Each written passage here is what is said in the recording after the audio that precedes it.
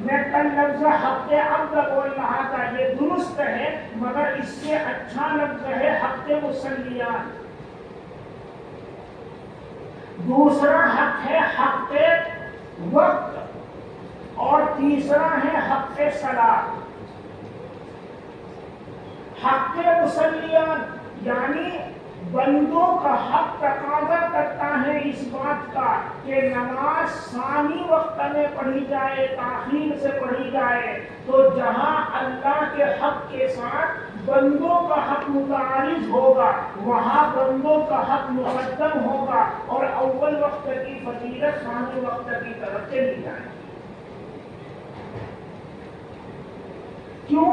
اس لیے کہ اللہ بے نیاز ہستی ہے اور بندے محتاج ہیں، اور جب بندے محتاج ہیں تو محتاجوں کی رعایت ہوگی۔ فجر کی نماز غرض میں پڑھنا، اول وقت میں پڑھنا، یہ اللہ کا حق ہے، اس لیے کہ جب نماز کا وقت ہوتا ہے تو اللہ کی طرف سے صلو یہ حکم متوجہ ہوتا ہے اور امتثال فوراً کرنا یہ اولا ہے۔ مگر اگر فجر کی نماز تم اول وقت میں پڑھو گے تو مسلمانوں میں سے بڑی تعداد ایسی ہوگی جن کی جماعت کی نماز فوت ہو جائے گی، بس مسلمانوں کی، بندوں کی رعایت، مصلیوں کی رعایت اس میں ہے کہ فجر کی نماز اسفار میں پڑھی جائے تاکہ زیادہ سے زیادہ لوگ شامل ہو جائیں اور کسی کی جماعت نہ چھوٹے۔ چونکہ حق اللہ کے ساتھ حق العبد متعارض ہو رہا ہے، بس حق العبد کی رعایت ہوگی اور فجر کی نماز اسفار میں پڑھنا افضل ہوگا۔ اس کو مزید سمجھانے کے لیے میں بات میں آتا ہوں۔ ائمہ ثلاثہ یہ کہتے ہیں کہ فجر کی نماز غلس میں پڑھنا اولا ہے، اس لیے کہ حضور اکرم صلی اللہ علیہ وسلم نے ہمیشہ فجر کی نماز غلس میں پڑھی اور خلفائے اربعہ نے بھی ہمیشہ فجر کی نماز غلس میں پڑھی، لہذا فجر کی نماز غلس میں پڑھنا اولا۔ بے شک ہم اس بات کو مانتے ہیں، حضور اکرم صلی اللہ علیہ وسلم نے ہمیشہ فجر کی نماز غلس میں پڑھی ہے۔ مسجد نبوی آبادی سے دور، آبادی سے بالکل باہر تھی اور تہجد گزار بندے اور بندیاں آدھی رات سے ہی مسجد نبوی آنا شروع کر دیا کرتے تھے۔ صبح صادق کے بعد کوئی آنے والا نہیں ہوتا تھا، سب صبح صادق سے پہلے آ جاتے تھے۔ اب جب مصلی سب آ گئے تو بتلاؤ اللہ کے حق کے ساتھ بندوں کا حق بھی یہی تقاضا کرتا ہے کہ نہیں کہ اول وقت میں نماز پڑھی جائے۔ جب سب مصلی آ چکے ہیں، بعد میں کوئی آنے والا نہیں ہے، تو اللہ کا حق بھی یہی چاہ رہا ہے کہ غلس میں نماز پڑھ لو اور بندوں کا حق بھی یہی چاہ رہا ہے کہ غلس میں نماز پڑھ لو، تاکہ یہ لوگ جو آدھی رات سے جگے ہوئے ہیں نماز سے فارغ ہو کر گھر جا کر کچھ دیر آرام کر لیں۔ یہاں دونوں حقوق غلط کو چاہ رہے ہیں، بس رسول اللہ صلی اللہ علیہ وسلم نے ہمیشہ فجر کی نماز غلط میں پڑھی،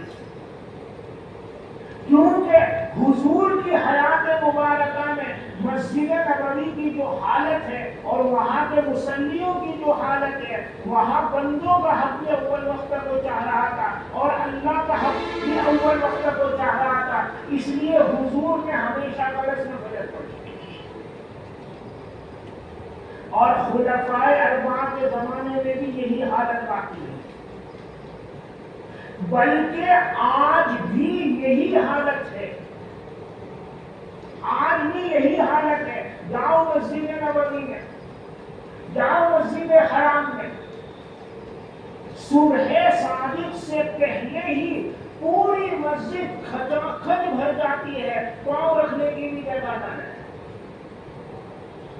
تہجد کے وقت سے پہلے سے لوگ آ کر کھڑے ہو جاتے ہیں، ابھی دروازے کھلے نہیں ہیں اور بھیڑ جمع ہو جاتی ہے، اور جب مسجد نبوی کے دروازے کھلتے ہیں تو آگے جگہ پکڑنے کے لیے اس تیزی سے لوگ بھاگتے ہیں کہ دھکا مکی ہوتی ہے، ہم جیسا کمزور آدمی تو سائڈ میں کھڑا ہوتا ہے۔ آج بھی یہ صورت جا کر دیکھو۔ اب جب یہ سارے نمازی آدھی رات میں مسجد نبوی میں آ گئے تو فجر کی اذان ہونے کے بعد، صبح صادق ہونے کے بعد دیر کرنے کی ضرورت باقی رہی؟ یہاں تو اللہ کا حق بھی اول وقت کو چاہ رہا ہے، بندوں کا حق بھی اول وقت کو چاہ رہا ہے۔ بس حضور کے زمانے میں بھی مسجد نبوی میں غلط میں نماز ہوتی تھی، اور خلفائے اربعہ کے زمانے میں بھی ہوتی تھی، بلکہ آج بھی ہوتی ہے، اور ان مسجدوں کے احوال ایسے ہی ہیں کہ غلط میں نماز ہونی چاہیے۔ مگر مسجد نبوی کے علاوہ حضور اکرم صلی اللہ علیہ وسلم کے حیات مبارکہ میں مدینہ منورہ میں 9 مسجدیں اور بھی تھیں۔ ان 9 مسجدوں میں نماز تو کس طرح ہوتی تھی وہ دیکھو۔ غلس میں ہوتی تھی یا اسفار میں ہوتی تھی؟ بخاری شریف میں آپ روایت پڑھو گے، ایک شخص نے مسجد نبوی میں حضور کے پیچھے فجر کی نماز پڑھی اور تحویل قبلہ ہو چکا ہے۔ کل تک نماز ہوئی تھی بیت المقدس کی طرف، آج تحویل قبلہ ہو چکا ہے، حضور نے نماز پڑھی ہے بیت اللہ کی طرف۔ یہ بندہ حضور کے پیچھے بیت اللہ کی طرف نماز پڑھ کر کوبا جاتا ہے۔ کوبا مسجد نبوی سے تقریباً 6-7 کلومیٹر کے فاصلے پر ہے، 6-7 کلومیٹر۔ حضور کے پیچھے مسجد نبوی میں نماز پڑھ کر کوبا جاتا ہے۔ کوبا کی مسجد میں جماعت چل رہی تھی، لوگ پہلی رکعت میں تھے اور وہ بیت المقدس کی طرف رک کر کے نماز پڑھ رہے تھے۔ تو اس بندے نے گواہی دی کہ میں ابھی حضور کے پیچھے فجر پڑھ کر آ رہا ہوں اور تحویل قبلہ کی آیت نازل ہو چکی ہے اور حضور نے بیت اللہ کی طرف نماز پڑھائی ہے۔ تو کوبا کے اندر سارے مصلی بیت اللہ کی طرف گھوم گئے۔ یہ بخاری شریف میں روایت ہے۔ آپ ذرا غور کیجئے، یہ بندہ مسجد نبوی میں نماز پڑھ کر جو ذکر و اذکار وغیرہ ہیں ان سے فارغ ہو کر 6-7 کلومیٹر جاتا ہے اور وہاں نماز کی پہلی رکعت میں لوگ کھڑے ہیں۔ اب بتلاؤ وہ غلط میں نماز ہو رہی ہے یا اسفار میں ہو رہی ہے؟ آپ آسانی سے سمجھ سکتے ہو۔ تو حضور اکرم صلی اللہ علیہ وسلم کی جو مسجد تھی اس کے احوال ایسے تھے کہ غلط میں نماز ہونی چاہیے، بلکہ آج تک وہی احوال ہیں۔ بس آج تک غلط میں نماز ہوتی ہے اور حضور نے بھی غلط میں نماز پڑھی، خلفائے اربعہ نے بھی پڑھی، آج تک ہوتی ہے۔ مگر جو 9 مسجدیں اور تھی ان کے احوال دیکھو، ان میں لوگ اسفار میں نماز پڑھا کرتے تھے، اور حضور اکرم صلی اللہ علیہ وسلم کا ارشاد ہے جو اگلے باب میں آ رہا ہے، اسفروا بالفجر فإنه أعظم للأجر، فجر کی نماز اسفار میں پڑھو، اس میں زیادہ ثواب ہے۔ اس لیے کہ جب اسفار میں نماز پڑھو گے تو جماعت میں لوگ زیادہ ہوں گے، اور جب جماعت بڑی ہوگی تو ثواب بھی زیادہ ہوگا۔ بہرحال جہاں پر اللہ کا حق اور بندوں کا حق دونوں اول وقت کو چاہیں، وہاں فجر کی نماز اول وقت میں یعنی غلط میں پڑھنا اولا افضل ہوگا، اور جہاں بندوں کا حق تاخیر کو چاہے وہاں فجر کی نماز تاخیر سے یعنی اسفار میں پڑھنا اولا افضل ہوگا۔ رمضان المبارک میں لوگ صبح صادق سے آدھا گھنٹہ پہلے، پون گھنٹہ پہلے، 1 گھنٹہ پہلے جاگ جاتے ہیں۔ اب رمضان المبارک میں جو لوگوں کے احوال ہیں جو 1 گھنٹہ پہلے سے جاگ رہے ہیں، بتلاؤ رمضان میں بندوں کا حق کیا چاہے گا؟ اول وقت کو یا ثانوی وقت کو؟ بس رمضان المبارک میں غلس میں نماز پڑھنا اولا ہوگا، کیونکہ لوگ 1 گھنٹے سے جاگ رہے ہیں۔ اگر تم اس بات تک مؤخر کرو گے تو بہت سے لوگ بغیر نماز پڑھے سو جائیں گے، اور بہت سے لوگ جماعت کے بغیر تنہا پڑھے سو جائیں گے۔ بس رمضان میں اول وقت میں یعنی غلس میں نماز پڑھنا افضل ہوگا۔ دارالعلوم دیوبند میں ہو یا دیوبند میں ہو، ہم نے ساری زندگی دیکھا ہے یہاں رمضان المبارک میں ہمیشہ فجر کی نماز غلس میں ہوگی، ہمیشہ فجر کی نماز غلس میں ہوگی۔ صبح صادق ہوا، روزہ بند ہونے کا گھنٹہ بجا، اور اس کے بعد مشکل سے 5 منٹ گزرتے ہیں کہ اذان آنے لگتی ہے، اور 2 رکعت پڑھیں اتنی دیر ٹائم دیا جاتا ہے، اور فوراً فجر کی نماز کھڑی ہو جاتی ہے۔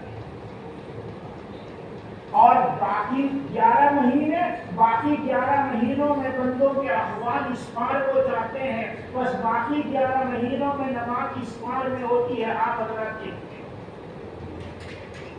بہرحال ائمہ ثلاثہ فجر کی نماز غلس میں پڑھنا افضل ہے اس کے قائل ہیں، اور ان کی دلیل یہ ہے کہ حضور نے ہمیشہ غلس میں پڑھی، خلفائے اربعہ نے غلس میں پڑھی۔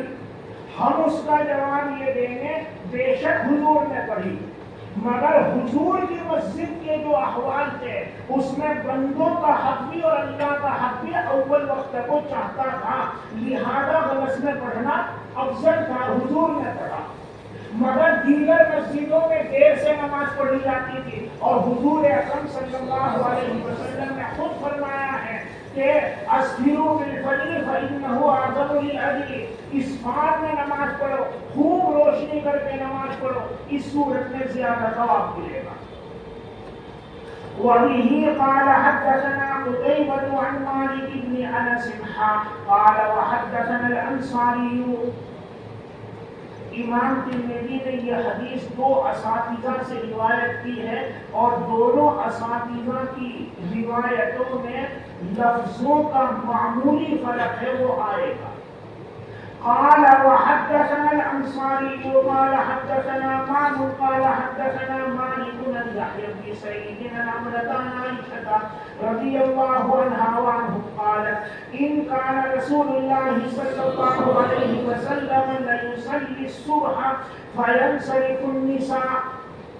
حضرت عائشہ کہتی ہیں بے شک شان یہ ہے، ان کانا، یہ ان مخففہ من المثقلہ ہے، اور ضمیر اسم پوشیدہ ہے۔ ان کانا رسول اللہ، بے شک شان یہ ہے کہ رسول اللہ صلی اللہ علیہ وسلم صبح کی نماز پڑھا کرتے تھے۔ فینصرف النساء، پھر عورتیں واپس لوٹتی تھی۔ قال انصاری، انصاری جو استاد ہیں ان کی حدیث کے الفاظ ہیں ینصرف النساء کی جگہ پر فتمر النساء، عورتیں گزرتی تھی، مطلب دونوں کا ایک ہی ہے۔ متلففات بمروطہن، اپنی چادروں میں لپٹی ہوئی ہوتی تھی وہ۔ ما یعرفن من الغلس، وہ غلس کی وجہ سے پہچانی نہیں جاتی تھی کہ رقیہ جا رہی ہے یا خالدہ جا رہی ہے یا زینب جا رہی ہے، اندھیرے کی وجہ سے وہ پہچانی نہیں جاتی تھی۔ وقال قتيبة متلفعات، اور قتیبہ کے الفاظ متلففات کی جگہ پر ہے متلفعات، دونوں کا ایک ہی مطلب ہے، چادروں میں لپٹی ہوئی۔ اس حدیث کا مطلب یہ ہے کہ حضور اکرم صلی اللہ علیہ وسلم غلس میں فجر کی نماز شروع کرتے تھے اور غلس ہی میں پوری کرتے تھے۔ نماز پوری ہونے کے بعد جب عورتیں اپنے گھروں کو جاتی تھیں تو اتنا اندھیرا ہوتا تھا کہ پہچانی نہیں جاتی تھی کہ کون جا رہی ہے، رقیہ ہے یا خالدہ ہے۔ غلس میں شروع کرتے تھے، وہ غلس ہی نہ ختم۔ یہ ائمہ ثلاثہ کی دلیل ہے، اور احناف میں سے بعض حضرات نے اس حدیث کی تعویل کرنے کی کوشش کی ہے، اور وہ تعویل کر کے یہ ثابت کرنا چاہتے ہیں کہ حضور اکرم صلی اللہ علیہ وسلم اس حال میں نماز پڑھا کرتے تھے۔ یہ خواہ مخواہ کی تعویل ہے، بلا وجہ کا تکلف ہے۔ صحیح بات یہی ہے کہ حضور غلس میں نماز پڑھتے تھے، غلس ہی میں شروع کرتے تھے، غلس ہی میں ختم کرتے تھے، اور یہ حدیث ہمارے خلاف نہیں ہے۔ یہ حدیث وہاں کے لیے ہے جہاں پر اللہ کے ساتھ بندوں کا حق بھی اول وقت کا متقاضی ہے۔ اگر بندوں کے اللہ کے ساتھ بندوں کا حق بھی اول وقت کا متقاضی ہے تو پھر فجر کی نماز غلس میں پڑھنا اولا ہوگا۔ وفي الباب عن ابن عمر وعنس وقيلة ابنة مخرمة قال أبو عيسى حديث عائشة حديث حسن صحيح وهو الذي اختاره غير واحد من أهل العلم من أصحاب النبي صلى الله عليه وسلم منهم أبو بكر وعمر ومن بعدهم من التابعين غير مقلدين۔ جن مسائل کو ہائی لائٹ کرتے ہیں، خاص طور پر ابھارتے ہیں اور احناف کو نیچے دکھانے کی کوشش کرتے ہیں، ان مسائل میں سے ایک مسئلہ یہ بھی ہے کہ فجر کی نماز غلس میں پڑھی جائے گی یا اسفار میں پڑھی جائے گی، اور وہ یہ باور کرانے کی کوشش کرتے ہیں، یہ تعصب دیتے ہیں کہ احناف کا عمل حضور کے بھی خلاف، خلفائے اربعہ کے بھی خلاف۔ حضور بھی ہمیشہ غلس میں نماز پڑھتے تھے، خلفائے اربعہ بھی ہمیشہ غلس میں نماز پڑھتے تھے۔ ان کا یہ تعصب بالکل نازیبا ہے، ناروا ہے، غلط ہے۔ ہم اس بات کو مانتے ہیں کہ حضور اکرم صلی اللہ علیہ وسلم غلس میں پڑھتے تھے، مگر حضور جیسے احوال جہاں ہوں گے وہاں غلس میں نماز پڑھی جائے گی، اور جہاں کے احوال مختلف ہوں گے ان کے لیے اگلی حدیث ہے جو اگلے باب میں آ رہی ہے، اس میں حضور نے اسفار میں نماز پڑھنے کا حکم دیا ہے۔ اور میں نے بتلایا کہ مسجد نبوی کے علاوہ 9 مسجدیں اور بھی تھیں، ان میں اسفار میں نماز ہوتی تھی، اور بخاری شریف کی ایک روایت کو میں نے ابھی سنائی۔ منهم أبو بكر وعمر ومن بعدهم من التابعين وبه يقول الشافعي وأحمد وإسحاق يستحبون التغليس بصلاة الفجر باب ما جاء في الإسفار بالفجر وبه قال حدثنا هناد قال حدثنا عبدة عن محمد بن إسحاق عن عاصم بن عمر بن قتادة عن محمود بن لبيد عن رافع بن خديج رضي الله عنه قال سمعت رسول الله صلى الله عليه وسلم يقول أسفروا بالفجر فإنه أعظم للأجر۔ فجر کی نماز خوب روشن کر کے پڑھو، اس میں زیادہ ثواب ہے، کیونکہ اس صورت میں جماعت بڑی ہوگی۔ جو حضرات غلس میں نماز پڑھنے کو افضل قرار دیتے ہیں وہ کیا تعویل کریں گے؟ یہ چھوٹے موٹے لوگ تعویل نہیں کر رہے ہیں، امام شافعی وغیرہ تعویل کر رہے ہیں، ابھی آئے گا کیا تعویل کی انہوں نے۔ اسفروا بالفجر کا مطلب ہے جب یقیناً صبح صادق ہو جائے تب فجر کی نماز پڑھو۔ اسفروا بالفجر کا کیا مطلب بیان کیا انہوں نے؟ جب صبح صادق ہونے کا یقین ہو جائے اس کے بعد فجر کی نماز پڑھو، اس سے پہلے نہیں۔ وہ کہتے ہیں اسفروا بالفجر کا یہ مطلب نہیں ہے کہ فجر کی نماز تاخیر سے پڑھو، یہ مطلب نہیں ہے۔ بلکہ مطلب ہے یقینی صبح صادق کے بعد، یعنی صبح صادق کا یقین ہو جانے کے بعد پڑھو۔ چلو ٹھیک ہے، ہم نے مان لیا۔ پھر فَإِنَّهُ أَعْظَمُ لِلَّذِينَ کا کیا مطلب ہوگا؟ إِنَّهُ أَعْظَمُ لِلَّذِينَ کا تو مطلب یہ ہوگا نا کہ اگر صبح صادق کا یقین نہیں ہے، تم نے نماز پڑھ لی تو کم ثواب، اور صبح صادق کا یقین ہو گیا پھر نماز پڑھی تو زیادہ ثواب۔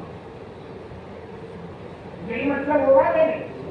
حالانکہ اگر صبح صادق کا یقین نہیں ہے اور نماز پڑھ لی تو سینے سے نماز نہیں ہوگی، ثواب ملنا تو بہت دور، سینے سے نماز نہیں ہوگی، وقت سے پہلے نماز پڑھی گئی ہے۔ بس ان بڑے حضرات نے تعویل کی ضرور ہے، مگر وہ تعویل گلے سے اترنے والی نہیں ہے۔ وفي الباب عن ابي بردة وجابر وبلال وقد روى شعبة والثوري هذا الحديث عن محمد بن اسحاق ورواه محمد بن عجلان ايضا عن عاصم بن عمر بن قتادة قال ابو عيسى حديث رافع بن خديج حديث حسن صحيح وقد روى غير واحد من اهل العلم من اصحاب النبي صلى الله عليه وسلم والتابعين الإسفار بصلاة الفجر وبه يقول سفيان الثوري وقال الشافعي وأحمد وإسحاق۔ اتنے بڑے بڑے حضرات تعمیل کر رہے ہیں۔ معنی الإسفار أن يبح الفجر فلا يشك فيه۔ اسفار کا مطلب، اسفرو کا مطلب ہے فجر واضح ہو جائے، کوئی شک باقی نہ رہے۔ وَلَمْ يَرَوْا أَنَّ مَعْنَى الْإِسْفَارِ تَأْخِيرُ الصَّلَاةِ، اور یہ حضرات اسفار کا مطلب نماز تاخیر سے پڑھو یہ نہیں سمجھتے۔ اسفروا بالفجر کا یہ مطلب نہیں ہے کہ فجر تاخیر سے پڑھو، بلکہ مطلب کیا ہے، جب یقیناً صبح صادق ہو جائے تب پڑھو۔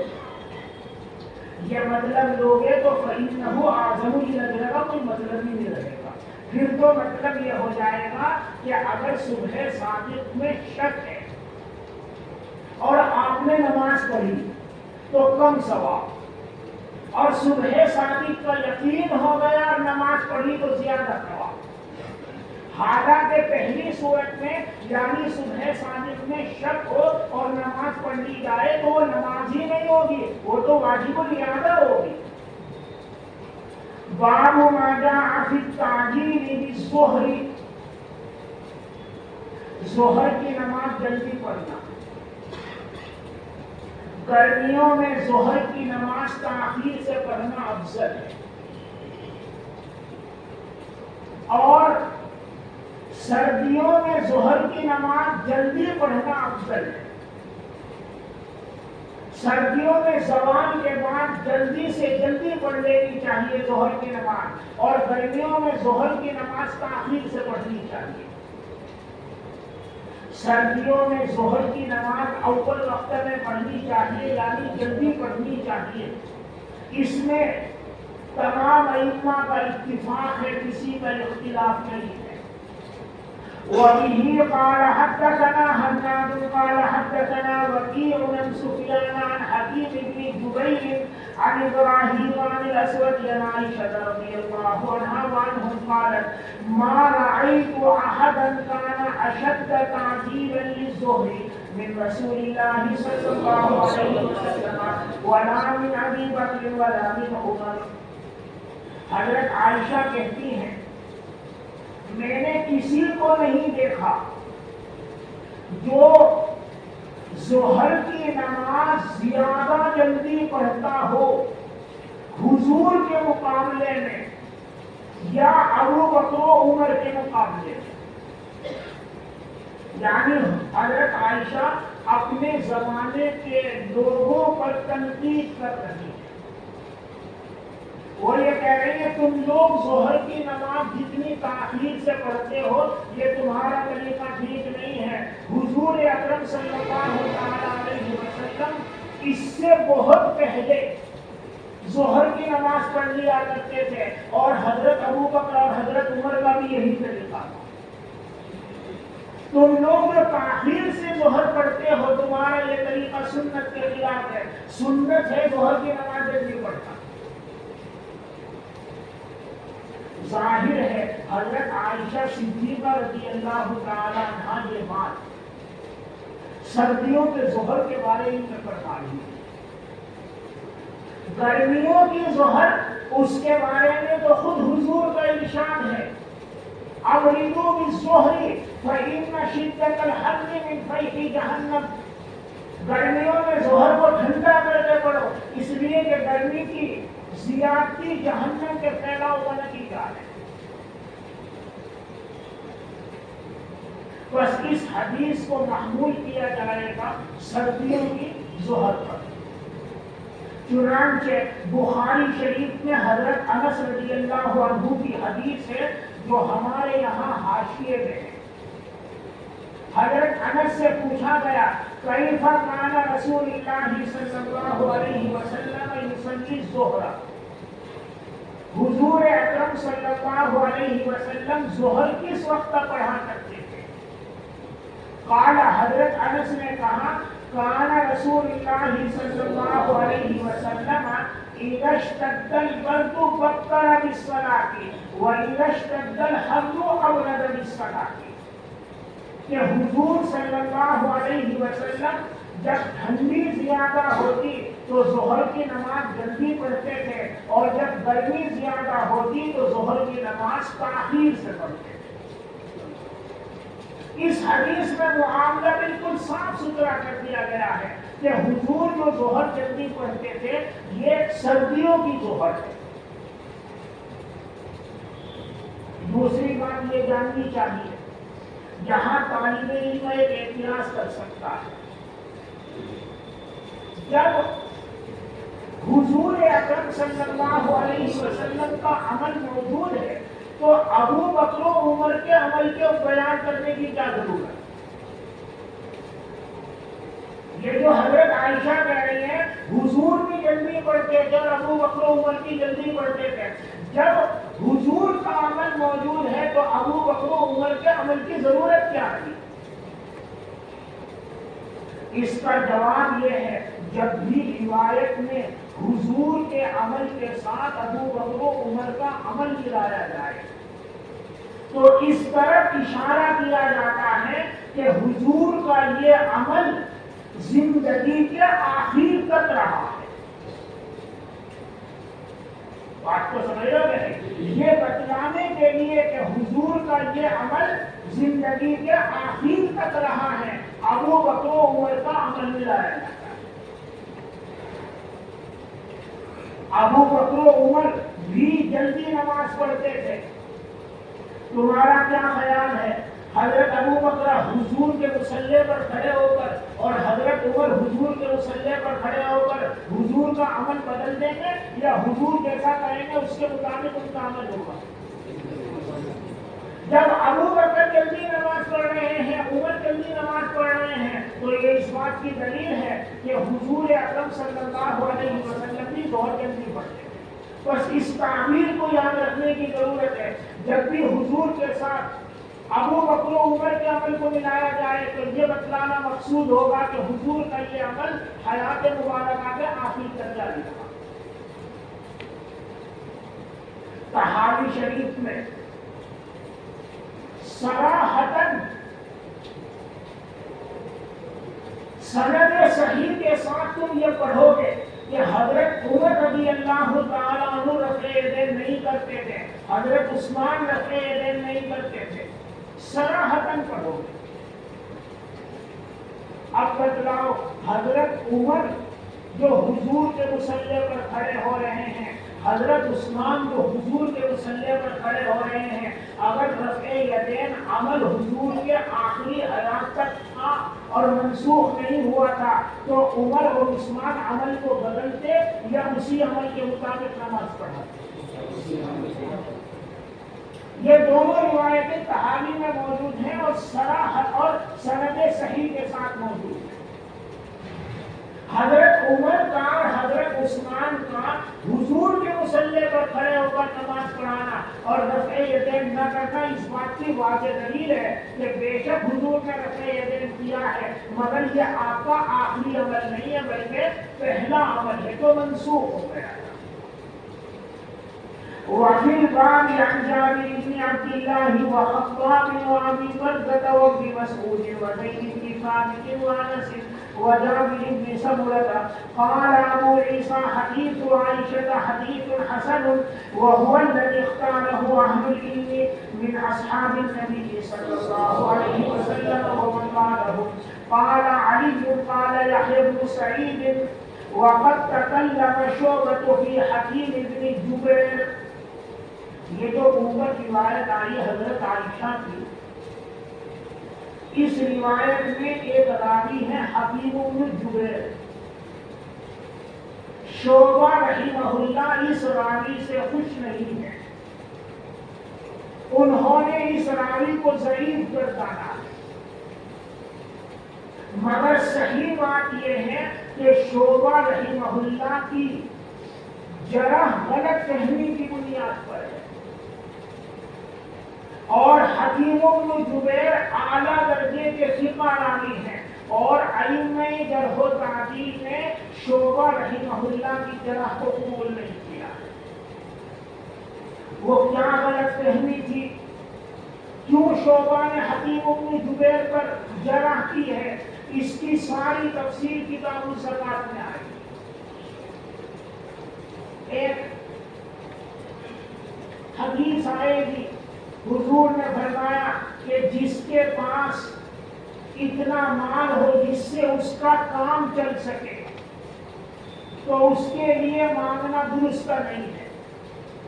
حضور سے پوچھا گیا کہ مال یغنی، کام چل سکے، کتنا مال ہوتا ہے؟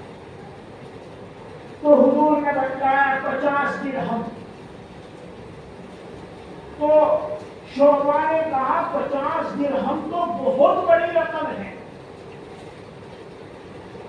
یہ مال یغنی نہیں، یہ تو آدمی کو مالدار بنا دیتی ہے. ضرور حکیم بن جبیر سے کچھ غلطی ہوئی ہے، اور انہوں نے یہ سمجھ کر کہ حدیث میں حکیم بن جبیر نے کوئی غلطی کی ہے، حکیم بن جبیر پر نقد کیا ہے، جرح کی. حالانکہ لوگوں کے احوال کے اعتبار سے، زمانے کے اعتبار سے، مکان کے اعتبار سے مال یغنی، مال کم و بیش ہوتا ہے. ایک آدمی ہے تنے تنہا ہے، اس کے ساتھ بیوی بچے کچھ نہیں، اس کے لیے 50 روپے 24 گھنٹے گزارنے کے لیے مال یغنی بن جائیں گے. اور ایک بندہ ہے، اس کے 2-3 بچے بھی ہیں، بیوی بھی ہے، بتلاؤ 50 روپے اس کے لیے 24 گھنٹے کے لیے مال یغنی ہو گئے؟ نہیں ہو گئے. تمہارے ہندوستان کے 50 روپے اور تمہارے پڑوسی ملک پاکستان کے 50 روپے، ایک آدمی کے لیے ہندوستان میں 50 روپے مال یغنی بن جائیں گے، لیکن پڑوسی ملک میں 50 روپے مال یغنی نہیں بنیں گے. وہاں تو اگر چینی لینی ہے 1 کلو تو وہی 350 روپے کی ہے. 1 کلو چینی 350 روپے کی ہے، تو 50 روپے سے کیسے کام چلے گا؟ تو مال یغنی زمانے کے اعتبار سے اور حالات کے اعتبار سے الگ بنتا ہے. بہرحال یہ کتاب الزکات میں تفصیل آئے گی. اس حدیث کی وجہ سے حضرت شعبہ نے جبیر بن حکیم پر ایک اعتراض کر دیا ہے، نقد کر دیا ہے، ان کا وہ نقد صحیح نہیں ہے. وقد تكلم شعبة في حكيم بن جبير من أجل حديثه الذي روى عن ابن مسعود عن النبي صلى الله عليه وسلم من سأل الناس وله ما يغنيه. پوری حدیث نہیں لکھی کیونکہ وہ یہاں کا موضوع نہیں ہے، اور اشارہ کر دیا صرف اس کی طرف. قال يحيى وروى له سفيان وزائدة ولم ير يحيى بحديثه باسا. قال محمد وقد روي عن حكيم بن جبير عن سعيد بن جبير عن عائشة عن النبي صلى الله عليه وسلم في تعجيل الظهر وبه قال حدثنا الحسن بن علي الحلواني قال أخبرنا عبد الرزاق قال أخبرنا معمر عن الزهري قال أخبرني أنس بن مالك أن رسول الله صلى الله عليه وسلم صلى الظهر حين زالت الشمس. حضور ظہر کی نماز پڑھتے تھے جب سورج ڈھلتا تھا، یعنی زوال کے بعد فوراً پڑھ لیا کرتے تھے. میں نے بتلایا کہ یہ سردیوں کی ظہر ہے. قال هذا حديث صحيح باب ما جاء في تأخير الظهر في شدة الحر. میں نے اوپر بتلایا کہ اگر تین حقوق متعارض ہو تو اول وقت کی فضیلت ثانی وقت کی طرف منتقل ہو جاتی ہے. ان تین حقوق میں سے ایک ہے حق مصلیان، اس کی مثال اوپر گزر گئی، اور دوسرا حق ہے حق وقت، اس کی مثال گرمیوں کی ظہر ہے. حق وقت یعنی وقت میں خرابی ہو. اگر وقت میں خرابی ہو تو اس خراب وقت میں نماز نہیں پڑھنی چاہیے، بلکہ اس کو گزار کر تاخیر سے نماز پڑھنی چاہیے. گرمیوں میں ظہر کا جو اول وقت ہے اس میں خرابی ہے، بس اول وقت میں نماز نہ پڑھے، گزار کر پڑھے. خرابی کیا ہے؟ حضور اکرم صلی اللہ علیہ وسلم نے فرمایا اذا اشتد الحر فابردوا عن الصلاۃ، جب گرمی زیادہ ہو تو نماز کو ٹھنڈا کر کے پڑھو. فإن شدة الحر من فیح جہنم، اس لیے کہ گرمی کی سختی جہنم کے پھیلاؤ سے ہے. اس میں مجاز بالحذف ہے، تقدیر عبارت ہے فإن شدة الحر من فیح اثر جہنم، من فیح اثر جہنم. جہنم خود نہیں پھیلتی، جہنم کے اثرات پھیلتے.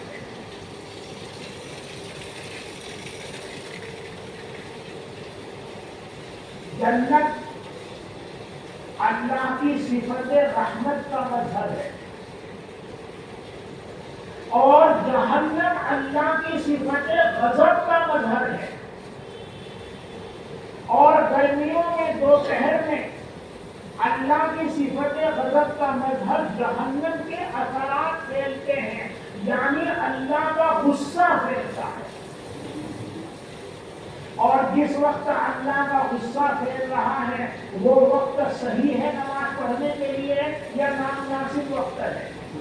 وہ نامناسب وقت ہے. اس وقت میں جب اللہ کے غصے کے اثرات پھیل رہے ہیں اس وقت نماز نہ پڑھے، بلکہ تاخیر کرے، اور تاخیر کر کے یعنی ٹھنڈی کر کے نماز پڑھے. یہ جو حضور اکرم صلی اللہ علیہ وسلم نے فرمایا فإن شدة الحر من فیح جہنم، یہ حقیقت کا بیان ہے یا تمثیل ہے؟ امام شافعی رحمہ اللہ کا خیال یہ ہے کہ یہ تمثیل ہے. محض گرمی کی سختی کو بیان کرنا مقصود ہے، محض یہ تمثیل ہے. اتنی بات بتلانا ہے کہ گرمی پریشان کن چیز ہے، باقی اس وقت میں نہ جہنم پھیلتی ہے نہ اس کے اثرات پھیلتے ہیں، کچھ نہیں پھیلتا. اور جب کچھ نہیں پھیلتا تو وقت میں کوئی خرابی نہیں ہے، اور جب وقت میں کوئی خرابی نہیں ہے تو اس وقت میں نماز پڑھی جاتی ہے. چنانچہ امام شافعی کے نزدیک گھر میں عورتیں اول وقت میں نماز پڑھیں گی، اسی طرح بوڑھے اور مریض جو گھر میں نماز پڑھ رہے ہیں وہ بھی اول وقت میں نماز پڑھیں گے. اسی طرح اگر مسجد قریب ہو تو بھی اول وقت میں نماز ہوگی. ہاں اگر مصلی دور سے آنے والے ہیں، اگر مصلی دور سے آنے والے ہیں تو تو سخت گرمیوں میں دور سے آنے میں ان کو پریشانی ہوگی، اس لیے ان کی رعایت میں مسجد میں جماعت تاخیر سے ہوگی۔ کب جماعت تاخیر سے ہوگی؟ میں نے بتایا جب مصلی دور سے آنے والے، آپ کی یہ مسجد ہے، اس مسجد کے جتنے جماعت نمازی ہیں وہ سب تم ہو، اور مسجد کے قریب ارد گرد کمروں میں رہ رہے ہو، اپنے کمرے سے نماز پڑھنے کے لیے مسجد میں آنے میں گرمی کی وجہ سے کوئی پریشانی ہے؟ نہیں ہے۔ تو امام شافعی رحمہ اللہ کے نزدیک اس حالت میں تاخیر صلاۃ درست نہیں ہوگا۔ ظہر کی نماز گرمیوں میں بھی اول وقت میں پڑھنا مستحب ہوگا۔ اور فرض کرو یہ جو بس اڈا ہے وہاں کوئی مسجد ہے اور بیچ میں کوئی مسجد نہیں، اور لوگوں کو یہاں سے جماعت میں شامل ہونے کے لیے اتنی دور جانا پڑتا ہے۔ اب اگر سخت گرمی ہو رہی ہو اور جماعت میں شامل ہونے کے لیے وہاں جانا پڑے تو پریشانی ہوگی کہ نہیں؟ لہذا ایسی صورت میں مصلیوں کی رعایت میں تاخیر سے جماعت کریں گے، لیکن اگر اس طرح کے احوال نہ ہو تو پھر تاخیر کرنے کی ضرورت نہیں ہے، اول وقت میں نماز پڑھنی ضروری ہے۔ یہ کون کہہ رہے ہیں؟